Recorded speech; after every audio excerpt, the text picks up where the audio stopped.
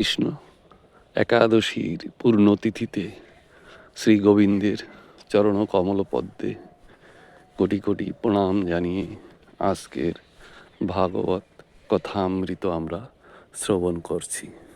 আপনারা মন দিয়ে শ্রবণ করুন। একাদশী অর্থাৎ একাদশ ইন্দ্রিয় থেকে যে সব অপরাধ আমরা জ্ঞানে অজ্ঞানে করে ফেলি, সেই অজ্ঞানতার বশবর্তী হয়ে যে পাপ হয়, একাদশীর মাধ্যমে অনেকটা সেই পাপ নষ্ট হয়ে যায়।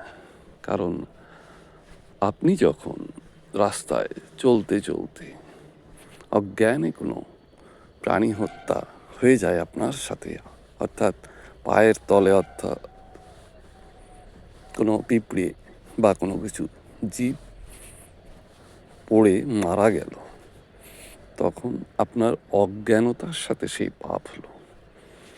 বা কোনো যদি মিথ্যা কথা বলে ফেলেন, তার জন্য বলা হচ্ছে যে জ্ঞানী অজ্ঞান যদি আপনার একাদশ অঙ্গ দিয়ে কোনো পাপ হয়, সেই সর্ব পাপ বিনাশ করার জন্য আমাদের একাদশী ব্রত পালন করতে হয়। এবং ভগবান বলেছেন, তুমি অন্য কোনো ব্রত নাই করো, অন্তত আমার যে আসল ব্রত একাদশী ব্রত সেটা অন্তত তোমরা পালন করো।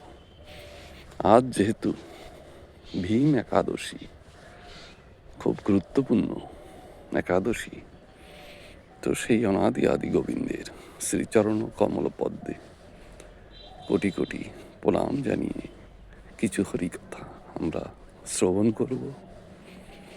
তো একদিন কি হয়েছে, বৈকুণ্ঠে অনাদি আদি গোবিন্দ বসে আছেন, আর রাধারানী প্রভুকে জিজ্ঞেস করছেন যে প্রভু, আপনার মন খারাপ কেন? তো তখন ভগবান বলছেন যে দেখো প্রিয়ে, আমি তো চাই কলির জীব যারা এই বিভিন্ন চক্রাকারে ঘুরছে বিভিন্ন যোনি থেকে বিভিন্ন যোনিতে, আমি চাই আমার কাছেই ফিরে আসুক। তো তারা তাদের কর্মফলে চক্রাকারে ঘুরে বেড়াচ্ছে। ঠিক তখনই নারদমণি কিন্তু ওখানে উপস্থিত হলেন।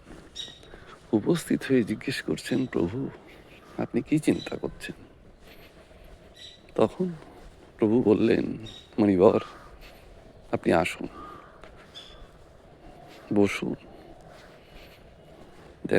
দেখুন মণিবর, আমি চিন্তা করছি কলির জীব এই যে বিভিন্ন চক্রাকারে ঘুরছে, আমিও চিন্তিত যে ওরা সৎকর্ম করে আমার নাম আমার জপ করে আমার কাছেই ফিরে আসুক।